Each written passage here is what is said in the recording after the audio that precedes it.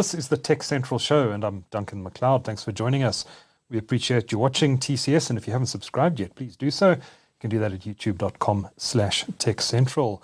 Now, venture capital is the focus of today's interview. I'm joined in the TechCentral studio by Clive Butkow, who is CEO of Kalon Venture Partners, to talk about what's happening in the VC space in Africa and in South Africa. Clive, it's great to see you again. Welcome. Yeah, thank you very much, and thanks for the opportunity. Tell me a bit about Kalon Venture Partners. How long has it been around for now? What's your investment philosophy, and what are some of the more interesting investments you've made over the years? So let's ask the first question. I was the CEO of Accenture South Africa, and I left there at the end of 2012. And my background really was, from a degree point of view, was a computer science applied maths degree, always been into technology and innovation. And I worked with many startups in Silicon Valley and all over the world in building startups throughout my career. At Accenture? At Accenture. And so when I left 10 years ago, I really left to start my own venture capital company called Kalon Venture Partners. It's a disruptive, innovative tech venture capital company. And currently the two funds we have are based solely in South Africa because they were still based on the Section 12J auspices from National Treasury. What we do is we invest in disruptive tech. As I said, we go across sectors and not across geographies, across sectors and across stages. We're typically a growth capital investor, so we invest in growth capital, but we also do some early stage investments. We have 11 investments. We raised about R250 million, and we're deploying our final bit of capital now. Okay. And we're about to embark on our third fund, which is hopefully to raise $50 million for an African fund, is to invest in the most innovative tech entrepreneurs solving African problems. And that should hopefully be launched in the next 12 months to 24 months. So Fund 3, what size? About $50 million. $50 million. That's a big chunk of change. Is your focus mainly on South African startups, or do you invest right across the continent? So Section 12J, when we launched Section 12J, it was only based on South African startups. So we had to invest in South African startups. So that $250 million has been in 11 and soon to be our 12th startup. Okay. But this new fund we want to make, it's not Section 12J, that was disbanded by National Treasury and SARS a few years ago. So we want to make this a non-South African exclusively only fund.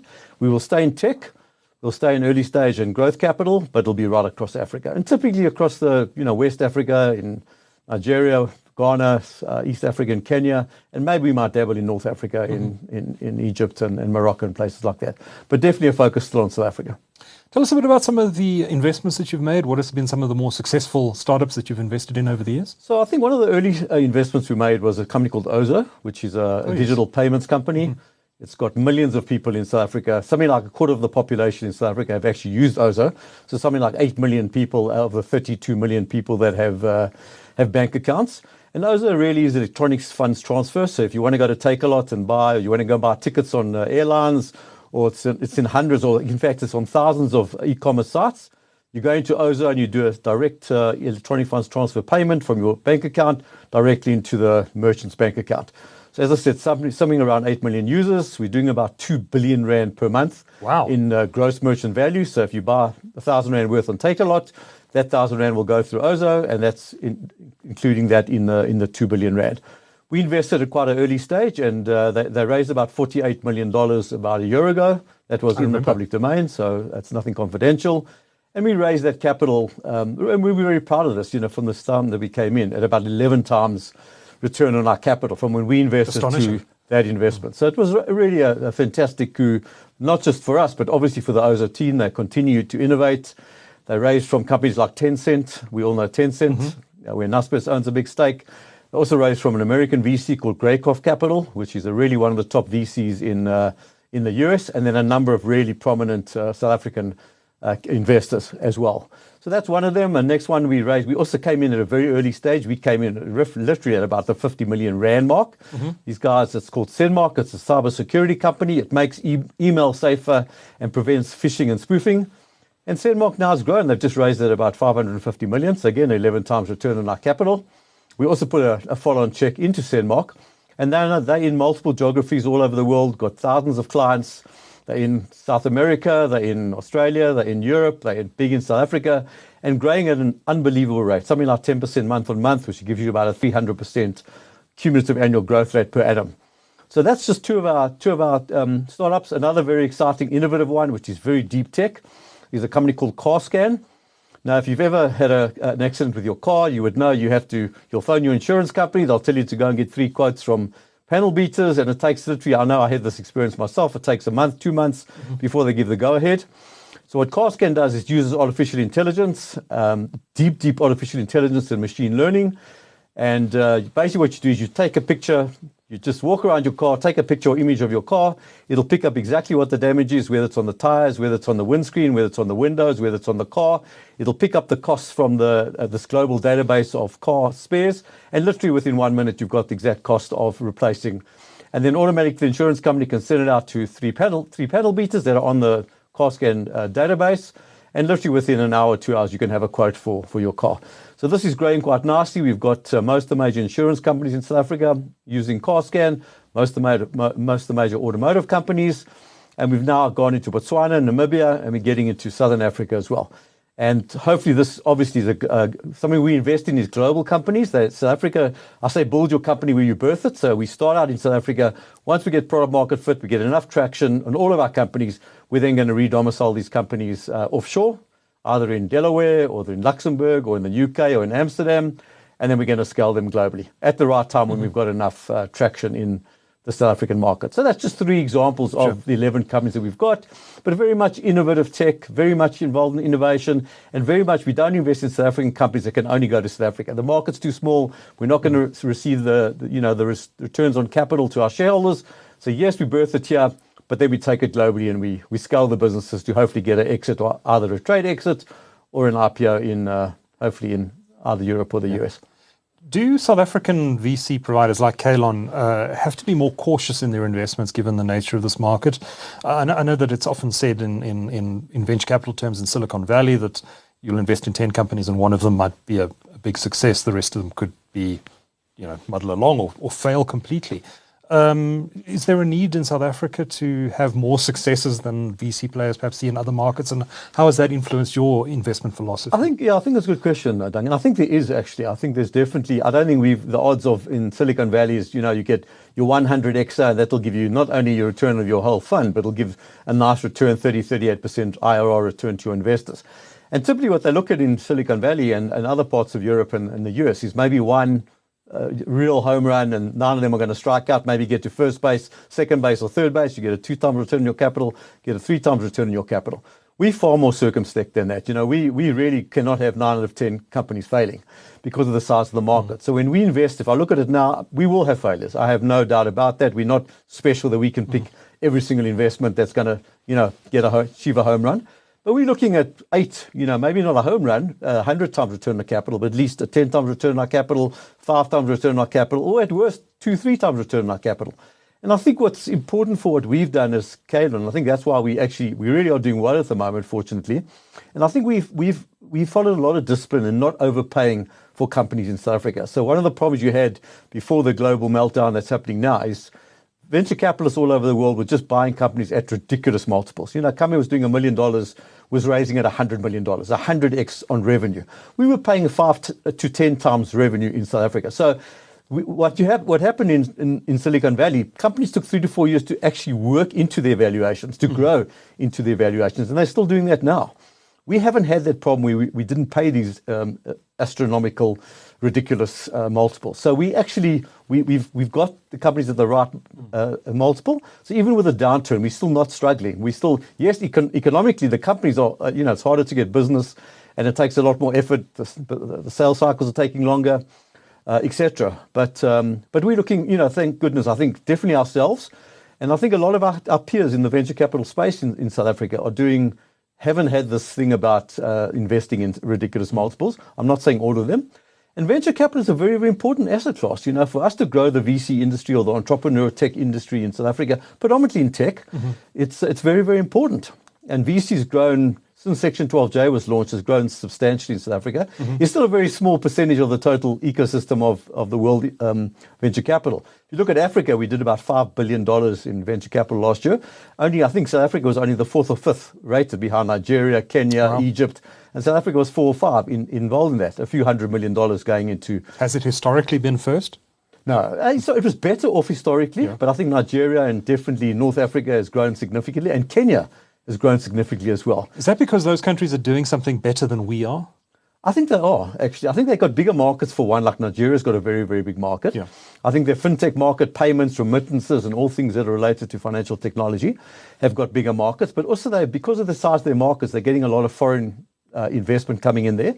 So of the $5 billion, a lot of that's gone from the big venture capitalists around the world who want to get into Africa, know that the market's good, the size of the market's good. Yes, some of that is coming into South Africa, but South Africa, unfortunately, hasn't got a good reputation for foreign direct investment. So a lot of investors, I know that I speak to, yes, we've had some nice foreign investors coming into our 11 companies, but we've had a lot more no's than we had yeses. Not because of our companies, they just don't want to go to South Africa. Why do they say no? Because I think our startup laws are not very conducive to putting a lot of capital in, getting the capital out. I think there's something called the Startup Act in a lot of countries in South Africa, in Ghana, in Tunisia, in Kenya, in Nigeria, where their startup acts are just far more advanced than South Africa. Do we have a Startup Act in South Africa? We don't really. We're trying to, and a lot of companies or NGOs are working with the government to make, move from red tape to red carpet. But we're really struggling, and we haven't really made those strides in terms of doing that. If you look what other companies or other countries are doing, they're making it easy for immigrants to come into the country. Right. If you take Silicon Valley, it's a very interesting statistic, but 51% of the NASDAQ-listed companies are non-American. They're actually immigrants. And to get visas and papers to work in this country is very, very difficult. And to attract, and for me, it's very important, I think, to attract this unbelievable talent from all over the world, that we can bring their talent here, they can start companies, and they employ South African people. Good for the GDP, good for the fiscus, good for tax and everything like that. But we're not very friendly with bringing in, as an example, bringing in bringing in foreigners. Another example that is our intellectual property laws. It's very hard to get approval from National Treasury and Saab to take companies offshore. And it's good for everyone to take companies offshore because you access more capital from overseas capital. Typically, the businesses are still South African, so the operating companies are still in South Africa. We're still hiring the people in South Africa. We're still paying tax in South Africa. So it's actually a pity. And I really hope maybe someone from government can listen to this and really say, how do we actually make South Africa more conducive to startups? Because there's a lot of people, Cape Town particularly, I mean, it's a very exciting destination. It's got, the eighth wonder of the world. It's got the climate. It's got a great technology entrepreneur ecosystem, but we're still not attracting enough talent. I'll take CarScan as an example. We're looking for the best artificial intelligence skills in the country. And most of the skills are either working at home for overseas companies or they've gone overseas to work. Yep. So we have to use offshore resources like in India to actually develop this technology, which I think is very, very sad. So what you're saying is that these Reserve Bank rules around foreign exchange, etc., that are crimping the development of this industry is actually resulting in founders leaving the country to start their businesses. Well, absolutely. I just think there's not enough founders coming into this country or founders trying to take their companies offshore at a very, very early stage before they might have much intellectual property. But it's tough. We've done that with a few of our companies where the only way we can get foreign direct investment or foreign investment is through a re-domiciled entity, either in Delaware in the US or in Luxembourg or in Amsterdam or in the UK. And also these companies won't invest in these South African startups. And it's really hard to get these companies to domicile. I'm not saying it's impossible. It takes a long time. It's difficult. But if we had more of a great startup culture or startup act, I think it would really do wonders for our startup ecosystem. Because it really is, small, medium-sized businesses is the heartbeat of the economy. That is where this economy is going to grow. It's not going to grow in the corporates. The corporates are retrenching people, as we all know. The big tech companies are retrenching people. And these little startups are growing from 10 to 50 to 100 to 200 people. If I look at Ozo I spoke about, they've got over 100 people looking to hire another 100 this year. That's 100 South Africans that are being hired, not 100 foreigners. Even though the money might have, or the capital might have predominantly come in from overseas, the hiring is actually taking place in South Africa.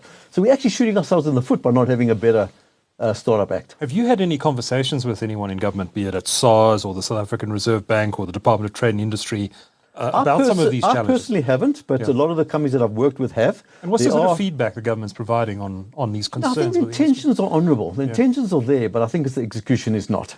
Everyone speaks the right language, but I think to actually get these laws promulgated and get it through National Treasury or SARB, it's a lot of hard work. So there's no doubt they say the right things, but it's just not happening fast enough. And we're losing out great talent, we're losing out great opportunities to the rest of the world, because if you look at tech today, you can start a tech company anywhere. A year, 2 years ago, it was Silicon Valley or nowhere. Now it's anywhere. Most of these companies that are hiring people all over the world, the best talent from all over the world, because with people working remotely, you can actually do that. But you still want to get your IP and your intellectual property. You want to get it offshore that you can potentially get an overseas exit, and the tax still comes back to South Africa. Yes. So we all win when that can actually take place. So tell me a bit about Section 12J that was introduced by the South African Revenue Service. When was this introduced? What was it? How important was it for the VC ecosystem in South Africa, and how negative is it that SARS has canned it? I think it was promulgated, if I remember correctly, in 2012. Okay. So about 10 years ago. And it was given a lifetime of, I think it was about 10 years. Okay. Or something like that, or maybe 9 or 8 years. And it expired. Mm-hmm. And unfortunately, all the lobbying that took place to get it extended, that unfortunately, National Treasury decided not to extend it, which was quite unfortunate about 2-3 years ago. So there was a lot of money pumped into the Section 12J venture capital. I think one of the reasons it wasn't extended, and I think probably the main reason, I think it was abused. Okay. So there was a few like us who really, the intention was for tech companies to help these startup tech companies that are going to create lots of employment, tax, and increase the fiscus. And I think it was abused by a lot of property companies to build properties, and a number of solar energy and a number of other areas, which I don't think was its initial intention. So I really think the couple of the rotten apples, I think, infected the others of us that it was great for in South Africa before. So that's a very, very positive spin-off, I think, of Section 12J. Mm-hmm. And people are seeing that there's big, nice returns. You don't have to get the 5-10% return. You can get a 20, 30, 40% return on venture capital. Mm-hmm. So I think in the scheme of things, yes, 12J was terminated, but I think it definitely served its purpose in creating a lot of good venture capital companies. Maybe there's only 10 or 20 that back the tech space, but these are now raising capital from all sorts of other assets, from other asset classes. So Section 12J wasn't specifically focused on tech. It was across the board. I think that was the intention, was tech, manufacturing, so all small businesses, SMBs. Right. But then it went into, as I said, things like property, which definitely wasn't the intention. The focus, right? And but not slamming anyone, because the law enabled it. I think there were loopholes, and the law enabled it. So most of the companies that were set up in 12J, the 200, were set up either for solar energy or for property. They weren't actually set up for SMBs, small medium businesses, to create that impetus and that growth in those companies. So I was not surprised that it was terminated. I told all the guys that told me I was incorrect, but I didn't want to tell them I was correct. But I just didn't think. I think it had been abused, and I think that's why it was terminated. Apart from the abuse, do you think it was generally a success for SARS? I think it was. I think very much so. If I look at my sector, it was probably invested in a few hundred startups, which wouldn't have had capital to invest in those startups. Right. If I look at our 11 companies and our $250 million, that was all raised under Section 12J. And we really are teed up well now. We've got a great track record. We've got some good potential exits that we can now go to the pension funds and other places to actually go and raise capital. Right. If we hadn't had 12J, I don't think I would be sitting here today with that track record and 8 years behind us in Kalon Venture Partners with our $250 million. So it was fantastic. I think it was a fantastic initiative. Unfortunately, it got disbanded. So do you think a new version of 12J should be introduced in the South African market to encourage investment in VCs, maybe with some tighter rules around it designed by SARS? Look, I think it would be great. I know they have just released the 12B or something like that, which is for solar energy, which is definitely needed in the country right now. Right. So at least that has created this need for a solar fund, which is definitely needed right now in South Africa. This is the 15,000 Rand fund. The 125% for businesses. For businesses get on their investment into solar energy. I'm not an expert at that. That's not our wheelhouse, so we stay in tech. So yes, I think it definitely serves its purpose. As I said, I wouldn't be sitting out today, and we've got quite a few people we've hired. We've hired hundreds and hundreds of people in our portfolio companies, and we're doing a couple of billion rand in all our 11 portfolio companies. So if you look what that has helped, if I look back to when we invested to how we're doing now, we've created significant jobs, significant wealth, significant tax for the fiscus. So I think that's been a success. Mm-hmm, mm-hmm. So Clive, I want to talk about two massive events that occurred in the last 3 years. The first obviously was COVID, which hit in 2000. And more recently, we've seen aggressive interest rate tightening by the Federal Reserve and central banks around the world as they try to fight inflation. What has been the impact on the venture capital space here in South Africa of those two things? I think firstly, COVID was definitely a beneficiary for our tech companies. You see the company like Zoom and the company, there was just so much in e-commerce and there was so much happening online. So it was an unbelievable boost. You look at these, order in and these delivery platforms and places like that. And so that was definitely a COVID boost. There were COVID beneficiaries, and definitely in the tech sector, there were significant COVID beneficiaries. Unfortunately, what has happened, you would have seen this unbelievable growth during COVID. And since, the end of COVID, those companies, a lot of them have actually gone backwards to where they were before. Mm-hmm. So those are not great companies to invest in. Fortunately, our companies, we had one company actually that from 2 million a month that went down to zero during COVID. It was just in a space that it was retail and everyone had stopped spending. And now we've got that company back to over 3 million a month, so 36 million rand a year company. So we've been able to turn it around, but that's taken a lot of hard work and effort to enable that. So COVID did, I think, definitely initially had a great positive beneficiary to tech companies and many other companies, as you would know. I think bigger than COVID now is actually the interest rates hikes in the US, because the days of there's just so many funds in the US and all over the world. There's thousands and thousands of these venture capital funds. Now, there was always the great tier one, the Sequoias and the, Andreessen Horowitz are tier one. They'll always be tier one. They've been tier one for a long, long time. But suddenly you started getting these tier two raising capital and tier three raising capital. And these places were just investing capital left, right, and center. They were taking a day from meeting the entrepreneur to investing the capital. They weren't doing due diligences. The whole thing actually broke down. Cost of capital was really cheap. It was less than 1%. So there was more and more money flowing and capital flowing into venture capital. So any company was getting funded. The good, the bad, and the ugly companies were getting funded. What has happened subsequent to that, particularly in 2022, you've now found, I think they say, you'll find it who's not wearing a costume when the tide goes out. And the tide has gone out. And a lot of these companies who were raising at 100 times return on capital, they didn't really have a viable business model. They weren't even competing properly in a proper space. They are going bankrupt left, right, and center. And you're finding a lot of these tier two, tier three venture capital companies have lost their money. Never mind Silicon Valley Bank, where fortunately the government came in and actually bailed them out. So there was, I think venture capital lost its premium class during 2020, 21, 22. Does this typically always happen during interest rate tightening cycle? No, most definitely. So these local partners who are investing in the venture capital companies and in funds are now can invest in the money market funds and getting 5-6% guaranteed return on their capital. So capital was so cheap at 1%, they had to put their money elsewhere. But that's all changed. And you would see now the companies they're paying, it's all going back to the 5-10 times multiples on revenue if it's a software as a service type of tech company, but realistic valuations. The days of investing in a day are over. The days of not doing these thorough DDs are over.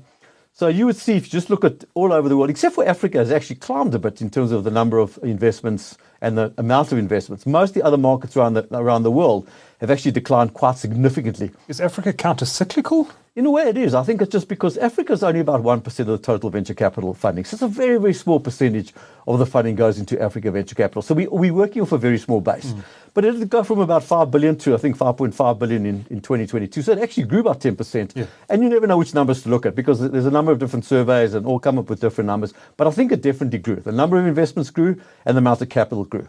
But if you look at the US, you look at Europe, you look at China, you look at India, most of them actually declined quite substantially, but they were very, very bloated during 2020, 2021. We had 10 years since the 2008 financial crisis. We had 10 years or 12 years of unbelievable returns in the venture capital space. Low interest rate for an unprecedented period of time. I mean, do you think the low interest rate environment, particularly by the US Fed, was creating bubbles all over the market? Most definitely. There was this asset class that could give these great returns.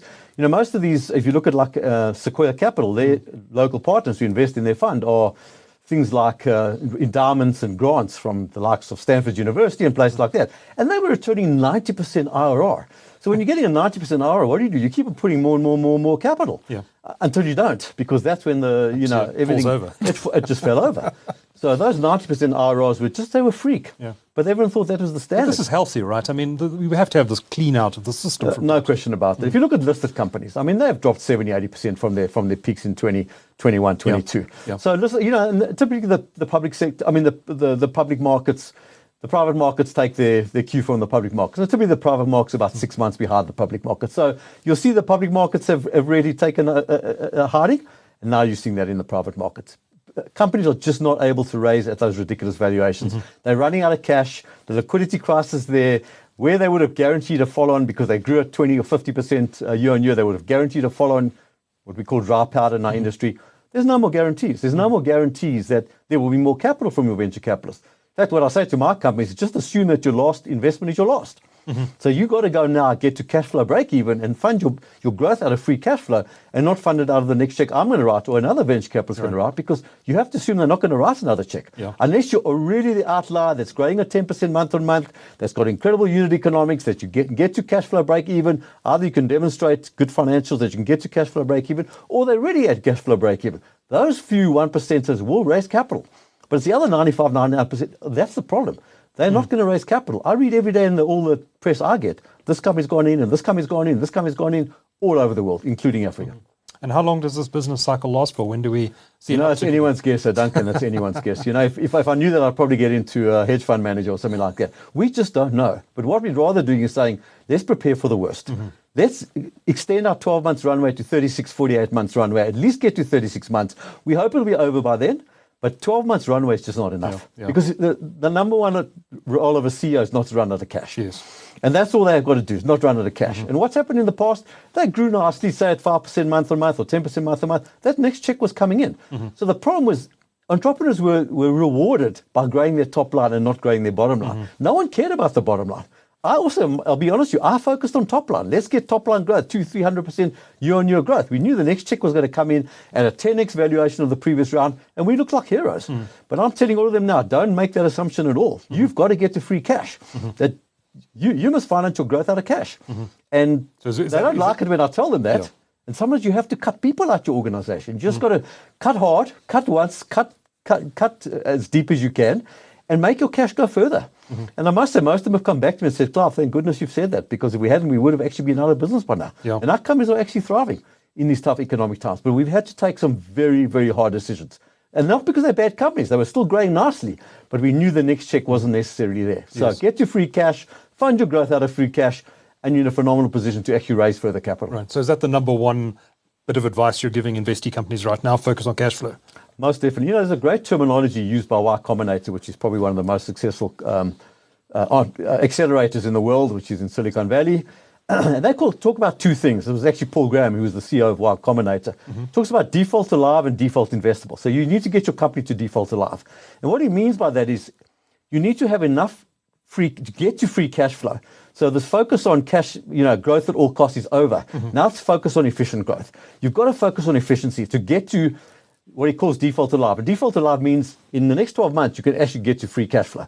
You can actually fund your growth out of free cash. That's default alive. Default investable says you're the 1 to 5% of companies that you're growing 200-300%, and you're still investable. Where 95% of companies won't be investable, that 5% will still be investable because you're growing at such a massive rate. Your unit economics are great. You've got go-to-market fit. You've got product market fit. You've got founder market fit.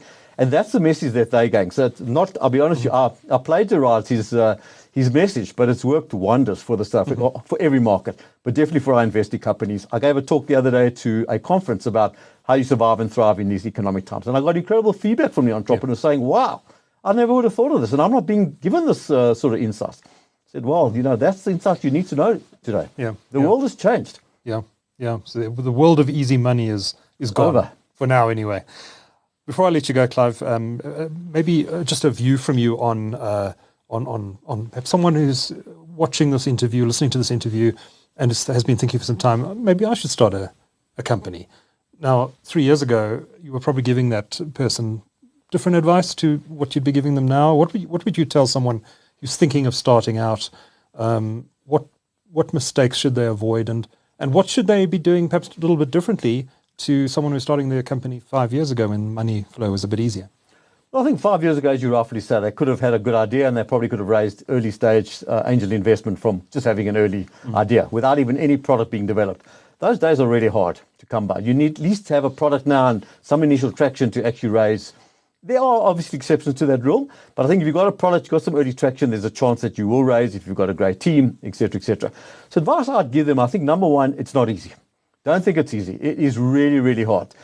If you've got a great paying job and you're feeding 3 or 4 kids and you've got to put them to private schools, be careful before you make this jump. Rather have enough 2 years of runway or 2 years of cash on your balance sheet, and then maybe you can start a company. Don't just throw in and start a company. Other bit of advice I'd give them is start this thing part-time. Get this company going while you've got your great salary, get it going on weekends, until you've got enough traction, maybe you've got enough revenue to start the company, and then maybe look at making that move. But don't underestimate how hard it is. Everyone tells me, Clive, it's not that hard. As I say, well, how many companies have you built? They've never built a company. It is really, really hard. The second thing, if you are going to start a company and you can afford to start a company, don't put your family's just survival at stake. Don't do that. Rather wait till you're a little bit older and you've got a bit of a nest egg. I think that's when you should be doing it. The second bit of advice I'd always give them is, I see too many entrepreneurs today when I say to them, okay, tell me about your unit economics. How do you make money? What's your go-to-market? What's your financials? What's your cost of customer acquisition? What's your lifetime value? What's your burn multiple? For every dollar I put in, how many dollars am I going to get back? And they haven't got a clue. They don't know. They say, well, I'll speak to my accountant. I say, no. You don't have to be an accountant, but you need to know your unit economics. You, the CEO or founders, have to understand the financial side of your business. You have to. Because I will not, honestly, Duncan, I will not invest in a company unless the founders actually understand how they will actually make money, how they'll get to free cash flow. What does it cost you to acquire this customer? If you're in business your business to enterprise, you're selling software as a service or B2B, and you're selling to big enterprises, what does it cost you to acquire each customer? If it's costing you 100,000 Rand and you're getting 10,000 back, it doesn't make any economic sense. And a lot of them don't actually understand these basic metrics and financials of their business. So get to know your financials of your business. You have to. Because if you don't, you're going to get caught with your pants down and you're going to run out of money, run out of cash, and you will have no business. And secondly, what I said earlier, don't expect that there'll be another check after the first check. Assume there'll be no more checks and get to that cash flow break even. Because if you can get those unit economics and you can get to me putting in $1 and I'm getting $2 back, I'm writing you out a check. That's phenomenal. That burn multiple. I'm putting in $1 million, I'm getting $2 million back. It's great unit economics. I don't have a problem writing out your check, but you've got to demonstrate to me that my money it's very, very capital efficient. Because capital efficiency is not something we had in the past. As I said, it was always about growth at all costs. Now it's about efficient growth. It's about capital efficiency. And you have to demonstrate that you can be a capital efficient business. That when your revenue grows faster than your cost. And that's about how you scale a technology business. So you need that capital efficiency, a word that wasn't actually ever mentioned by a venture capital company. We didn't even understand the jargon about capital efficiency. But the world has changed. It's the first word out of my mouth is being capital efficient. And you have to show me as an entrepreneur, you are starting out that you are going to be capital efficient. How important is experience for a startup? Absolutely founder? essential. I want to ask because some of the most successful tech companies in the world were started by university dropouts. People never worked in a corporate environment. Bill Gates at Microsoft, for example, dropped out of university to found Microsoft, and there are plenty of other examples. I think it's the same with Steve Jobs at Apple and other companies. You've got fantastic experience working with Accenture at a senior level, which has no doubt helped you and assisted you in your own startup, Kalon Venture Partners, and growing that business. And that experience from Accenture no doubt brought a lot to bear. What would your advice be to someone who is perhaps studying computer science and has an interest in possibly starting his own tech company at some point? Should they go into corporate first and learn some of the ropes of the corporate world? Or would you advise them to go straight into starting that startup? They're maybe 20 years old and they want to do this. I think your advice is your first bit of advice. I think the advice I give to many students, get a degree, number one. Get a degree because it's a great safety net. Go into consulting, go into corporate finance, or go into something for 5 years, max. And go there to learn. Don't go there to earn. Don't worry how much you earn. Go there to learn. Because if you can learn product and sales and marketing and engineering and everything you need to do in a startup, get to know a little bit about everything. So I call it a T-type entrepreneur. You got the T, which you got the horizontal, and then you got the V, which is the vertical. So get to know a lot about a little things. So you don't have to be an expert at 20 things. Just get to know enough about product and sales and marketing, but become an expert at one thing. So become a T-type entrepreneur, which I think is very, very important. And I like to invest in those T-type entrepreneurs. That they might be a great engineer, but they know enough about all the other aspects of growing a business. And you get that from working in a business. When I joined Accenture, I was going to start my own business. But then I sort of I use the word seduced by Accenture to go overseas. I've never been on a plane before, to go overseas and get training. And I said, I'll go for 5 years to learn exactly what I'm saying now, to become that T-type entrepreneur. And 28 years later, I retired, in all honesty. But I'd worked on so many startups, and I've built and failed at many as well. Now, I think failure is the best teacher. So my best advice is go and get that learn as much as you can about everything in business, and then go and start a startup. Also, if you start a startup, a startup needs two types of people. It needs someone who can build the stuff. I'm talking about a tech startup now, and someone that can sell the stuff. So you need a hacker that can build it and a hustler that can sell it. And if I see two founders, and I like to invest in two founders, someone that's a real engineer that can really build incredible technology, and someone that can sell that incredible technology. I don't like to invest in two engineers because they love building stuff. Bull. I say, why aren't you going out to market it? No, it's not perfect. I want to build another feature. I said, no, get it out to market. Reid Hoffman, the CEO of LinkedIn, said if you don't get something out, or if you're not embarrassed about your first release of your technology, you've released it too late. And he's absolutely right. So I want the salesperson who wants to get it out to market, and the hacker who's really builds a great product. So like Apple had Steve Wozniak, who was the hacker, and Steve Jobs, who was the sales guy. Yeah. Apple had it, Microsoft had it, they all had it, in all honesty. So going back to your point, even Steve Jobs had to get fired from Apple, and then he went and started a few more companies before he came back to Apple, and he was incredibly successful. If you take Amazon, those two had adult supervision before the two founders now had adult supervision for 10 years before they took over. So I would say get that experience, and if you haven't got the experience yourself and you want to start a company, find someone that has. Find someone at least on your board, an advisor, hopefully a co-founder that's got that experience. Because honestly, it's 10 times easier to build a startup when you've done it before than you've never done it before. Because I don't like investing in first-time entrepreneurs because I don't want to pay their school fees. It's expensive. It's really expensive. Yes, I do help them, but I would prefer to find someone that's done it before. One of my companies called Flow, which is a property tech company. The two founders exited a company, sold it for a few $100 million, and now they're founders of their next company. It's unbelievable what a difference it makes when you've got two mature founders. They've paid their school fees. I'm not saying they've got all the answers yet, but they have a lot more answers than the guys that have never done it. So it's hard to start from nowhere. Is it impossible? No, it's not impossible. But I think South African VC, which is still quite a cottage industry, there's not enough capital out there. We far prefer to go to second-time founders and start with first-time founders.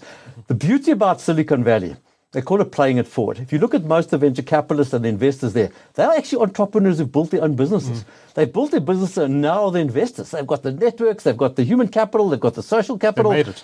They've been there, they've done it. So they're actually paying it forward to the next level of entrepreneurs. We unfortunately don't have that success in South Africa. We don't have enough entrepreneurs that have built first-time businesses. So they're really trying it the first time. They are going to have to pay their school fees.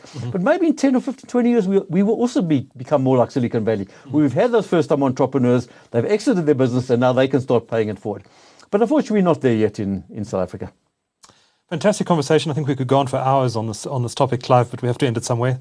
Fantastic insights into the state of VC in South Africa, and I'd love to have you on again at some point to talk about how the market is developing. Clive Butkow is CEO of Kalon Venture Partners. Thank you so much for coming into the TechCentral studio. Thank you very much. Thank you.